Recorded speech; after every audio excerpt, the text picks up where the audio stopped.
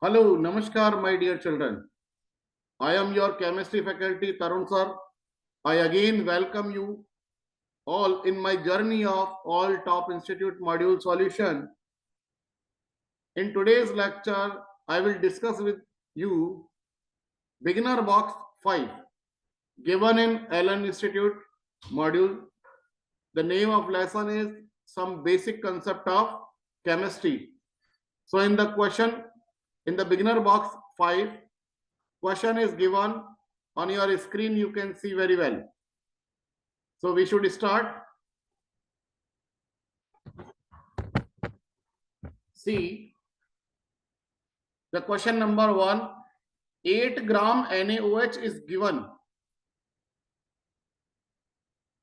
8 gram NaOH is dissolved in 1 liter of the solution. Its molarity is. So beta, what is the formula of molarity? Given weight upon molar weight into 1 divided by volume of solution. If the volume of solution given in milliliter, then we will use 1000 upon volume. So given weight is equal to 8 gram, molecular weight is equal to 40 into 1 divided by volume of solution 1. So 8 upon 40 is equal to 1 upon 5. That is equal to 0.2. So the correct option is third. Now move on question number 4. Second, for preparing 0.1 m solution of H2SO4, we need H2SO4. Again the same way, molarity is equal to given weight upon molecular weight into 1 divided by V. Molarity is equal to 0.1.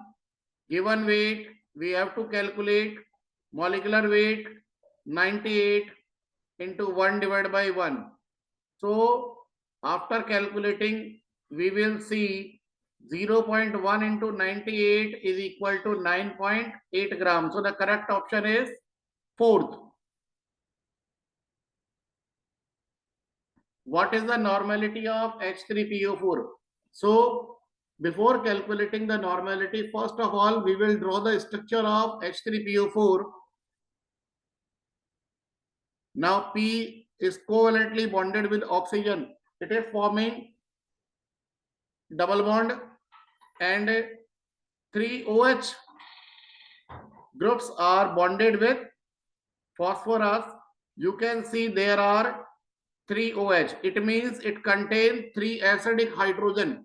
It means H3PO4 can release 3 hydrogenium ion, 3 H plus ion plus P carry 1 double bond oxygen and 3 O negative. It means its N factor must be equal to 3. Now normality is equal to hota hai beta molarity into N factor. So its molarity is equal to 1 and N factor is equal to 3. So the correct answer is 3N. So the correct option is fourth. What is the molarity of 0.2 and Na2CO3? In the same way we will go through it. Na2CO3 gives 2 Na positive and 1 carbonate ion. So you can see that the N factor of Na2CO3 is 2. Molarity into N factor is equal to normality. So the molarity is equal to normality divided by N factor. Normality given is 0.2, N factor given is 2. So the correct option will be 0.1. So the correct option is third.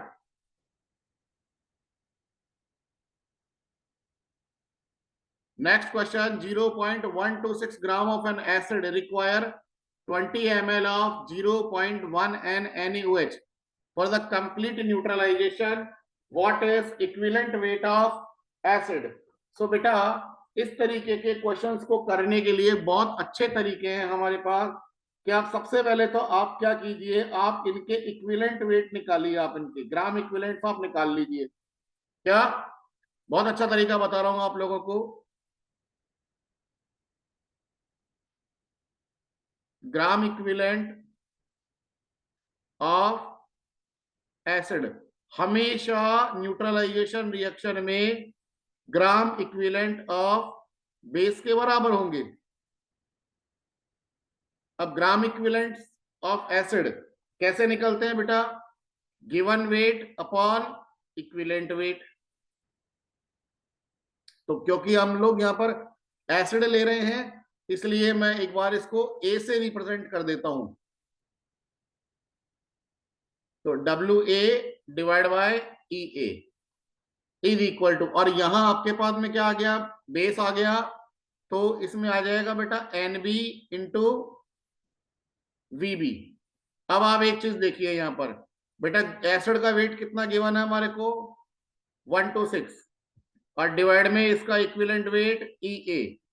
अब यहाँ base की normality कितने given है हमारे को? 0.1। And what is the volume of base? 20 ml. It means 20 into 10 raised to power minus 3. If you will calculate EA, that is equal to 0.126 divided by 0.1 into 20 into 10 raised to power minus 3. तो आप इसको solve कीजिए। 0.126 into 10 raise to power minus 4 जो था वो आपका ऊपर जाकर 10 की पावर प्लस 4 बदल जाएगा। 10 की पावर प्लस 4 और डिवाइड बाय 20। पॉइंट आप हटाइए, यहां पर 1000 आएगा। अब आप देखो एक चीज, आपके पास में कितना बचा कैलकुलेट करने पर? 1 2 3 4, और ये 10 की पावर 4 ये कट जाएगा। कितना बचेगा? 126 डिवाइड बाय 2। इसका मतलब आंसर क्या आया? 63। तो इस एसिड का इक्विवेलेंट वेट कितना आ गया बेटा हमारे पास?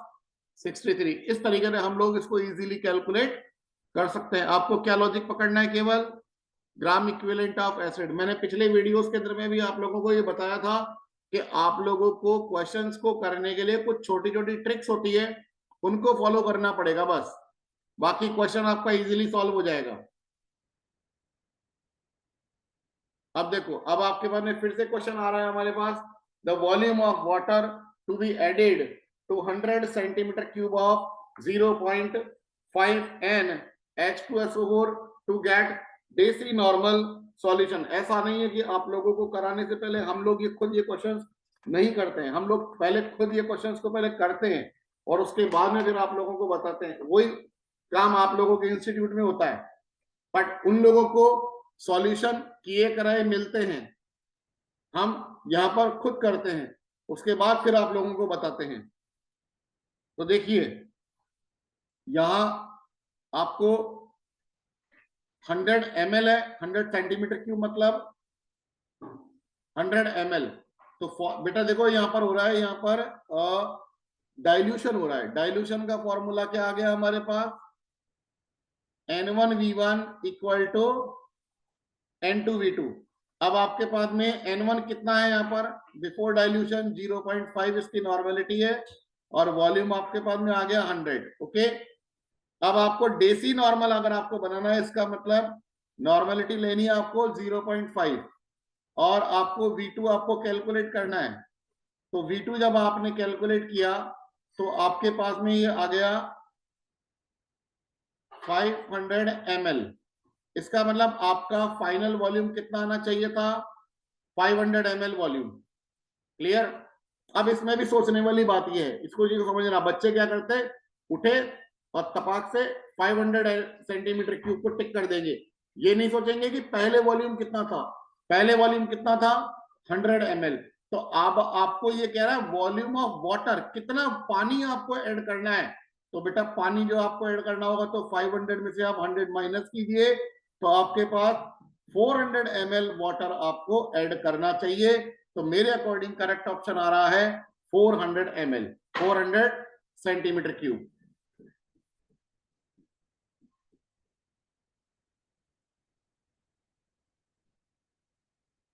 अब आइए आप लोग, solution contain 1.2046 into 10⁻²4 hydrochloric acid molecule in 1 decimetre cube.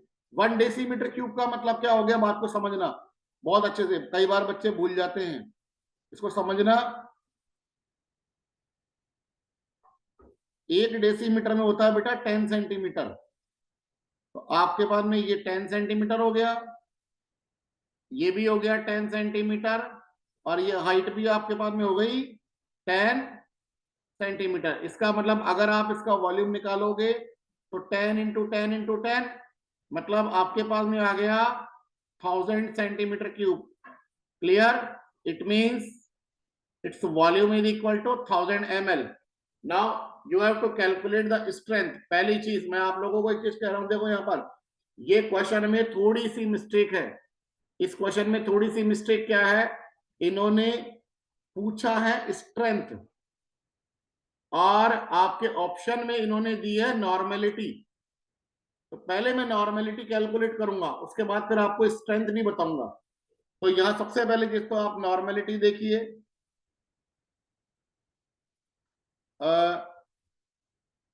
Given number of molecules, सबसे पहले तो इसके नंबर ऑफ मोल्स निकाल लो आप यहां पर, ठीक है। तो नंबर ऑफ मोल इंटू 1000 और डिवाइड बाय, ये आपकी मोलरिटी आ जाएगी यहां पर, वॉल्यूम। ओके, तो नंबर ऑफ मोल कितने आ गए, 1.2046 इंटू 10⁻²4, इतने तो इसके मॉलिक्यूल्स हैं। डिवाइड में 6.023 इंटू 10⁻23, ये आपके पास में आ जाएगा अवोगाद्रो नंबर। जरूरी नहीं है नंबर ऑफ मोल्स निकालने के लिए हमेशा given weight upon molecular weight ही लगाओ आप। इसके लिए आप लोग given number of molecules upon Avogadro number से भी आपके नंबर ऑफ मोल्स निकलेंगे, और इंटू 1000 डिवाइड बाय 1000, जो मैंने अभी अभी आपको बताया था यहाँ पर 1 डेसीमीटर क्यूब मतलब 1 लीटर। ये हो गया कैंसिल। इधर से आप इसको देखोगे तो ये 10 बचेगा, और इधर से आप इसको करोगे तो कितना आएगा आपके पास, 0.2। तो 0.2 into 10 that is equal to 2m आ गया। अब बात आ जाती है भाई हाइड्रोक्लोरिक एसिड है, HCl है, केवल एक ही H+ आयन आपको दे रहा है। तो अगर आप इसका नॉर्मेलिटी निकालोगे तो किसके बराबर आएगा, molarity into n factor. Molarity is equal to 2 और n फैक्टर हो गया इसका 1, that is the normality must be equal to 2 आ गया। कोई दिक्कत? अब आपके पास में यहाँ पर नॉर्मेलिटी की तो जो वैल्यू आ रही है वो 2 आ रही है, तो हिसाब से इनकी नॉर्मेलिटी तो 2n है, करेक्ट ऑप्शन है सेकंड। बट अब सुनना मेरे बारे मेरी बात को, ये क्वेश्चन क्या पूछ रहा है आपसे, स्ट्रेंथ। स्ट्रेंथ का फॉर्मूला आप लोग चेक कर लेना इस चीज को, कि आप लोगों के 12th के बोर्ड एग्जामिनेशन में हम लोग स्ट्रेंथ निकलवाते हैं, और स्ट्रेंथ का फॉर्मूला होता है बेटा molarity into molecular weight, normality into equivalent weight. तो यहां आपको अगर मैं स्ट्रेंथ निकालूंगा तो ये हो गया normality into equivalent weight 2 into, और क्योंकि हाइड्रोक्लोरिक एसिड का n फैक्टर आपके पास में 1 है, तो इसका जो मॉलिक्यूलर वेट है वही इसका n फैक्टर होगा। तो यहां पर 36.5, तो यहां पर आपके पास में आ गया 73, तो 73 ग्राम पर लीटर ये आएगी बेटा इसकी स्ट्रेंथ। करेक्ट, तो इसका ऑप्शन ये है। तो इस तरीके से आपने अभी बिगिनर बॉक्स 5 का क्वेश्चन नंबर 7 देखा है। अब मैं कंटिन्यूटी के अंदर में ले रहा हूं इस वीडियो को, और इसी में मैं आप लोगों को बिगिनर बॉक्स 6 के क्वेश्चंस भी करवा रहा हूं, समझना।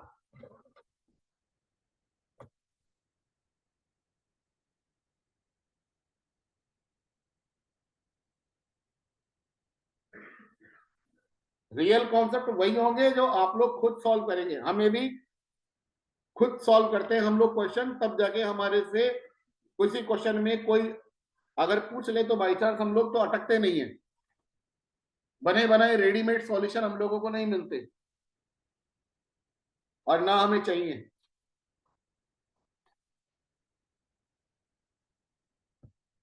अब देखिए hydrocarbon contain 80% carbon, vapour density आ रही है 30।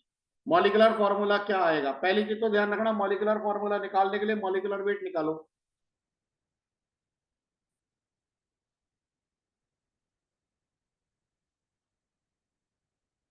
2 इंटू वेपर डेंसिटी 2, और वेपर डेंसिटी कितनी है 30, तो टोटल कितना आ गया 60।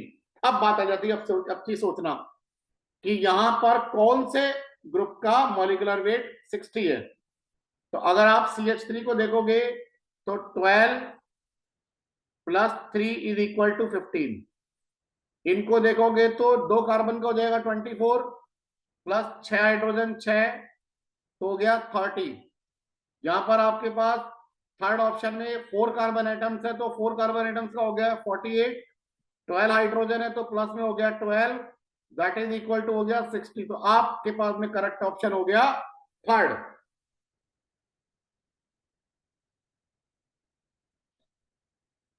अब आ जाइए आपके पास नेक्स्ट क्वेश्चन में क्या कह रहा है। Two elements X and Y, X का एटॉमिक वेट दिया हुआ है 75 और वाई का दिया हुआ है 16। क्लियर है? एम्पेरिकल फॉर्मूला निकालना है, बहुत आसानी से निकलेगा, कहीं दिक्कत नहीं है, समझना मेरे बात में।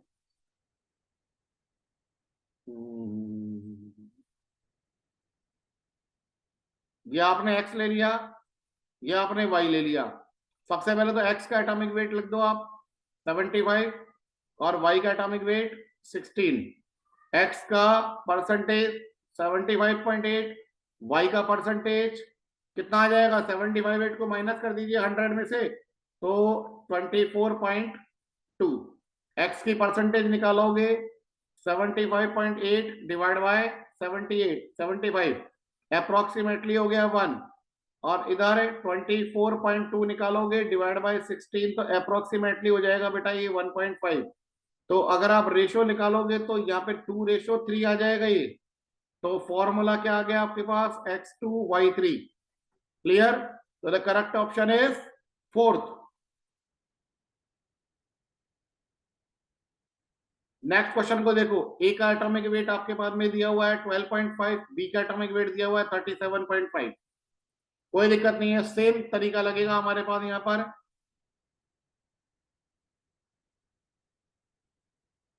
ए ले लिया, बी ले लिया। अब ए का एटॉमिक वेट है आपके पास 12.5 और बी का एटॉमिक वेट है 37.5। एक मिनट कलर चेंज करूंगा, मजा नहीं आ रहा। हाँ जी, तो अब ए की परसेंटेज है 25%, बी की परसेंटेज है बेटा 75%। ओके, परसेंटेज में इसके एटॉमिक वेट को डिवाइड कर दीजिए, 25 डिवाइड बाय 12.5 इक्वल टू हो गया 2, या 75 अपॉन 37.5, तो ये भी हो गया आपके पास में 2। तो फॉर्मूला क्या आ गया A2B2। एम्पेरिकल फॉर्मूला आपको इसका सिंपलेस्ट होल नंबर रेशियो होता है, तो आ गया AB। तो करेक्ट ऑप्शन इज 1।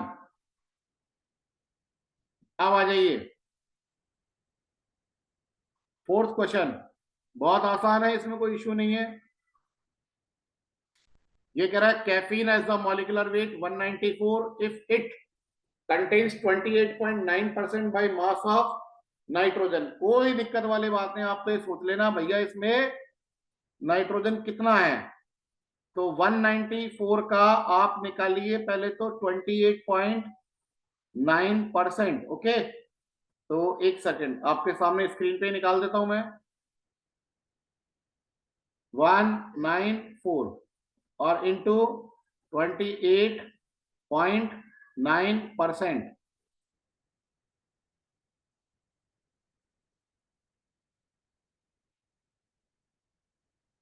56.066।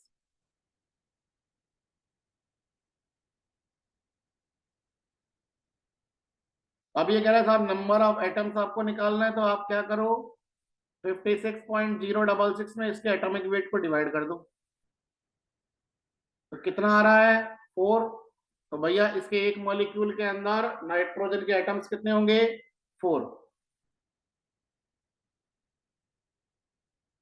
अब आ जाओ क्वेश्चन नंबर 5, बहुत बढ़िया क्वेश्चन है, और ऐसा नहीं है कि बच्चों को आता नहीं है, लेकिन 99% बच्चे जो गलती करेंगे वो जल्दबाजी में करेंगे।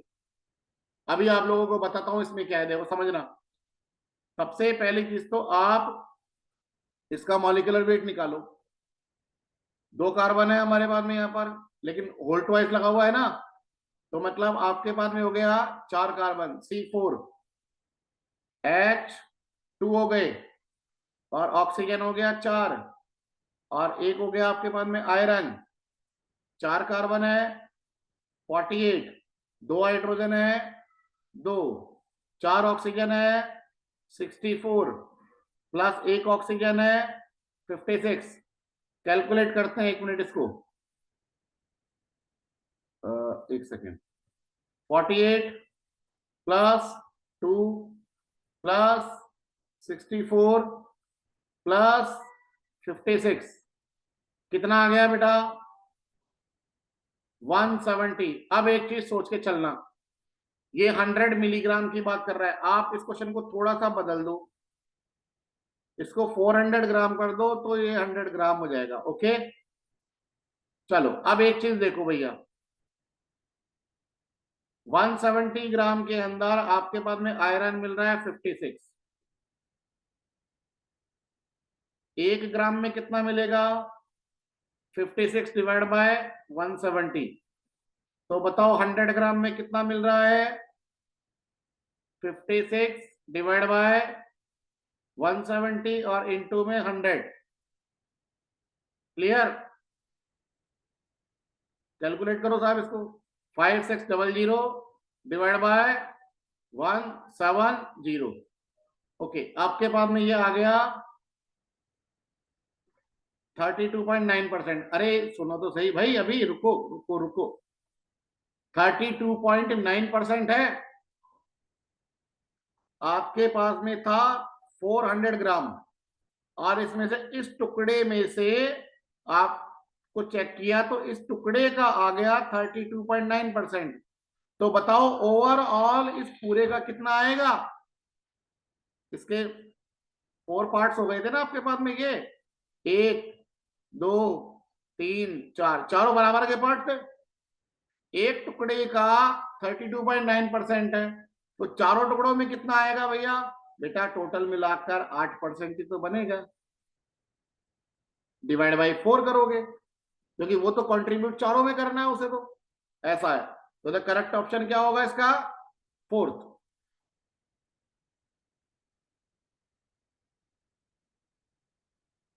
अब आ जाइए question number 6। Gaseous mixture contain CH4 and C2H6 in equimolar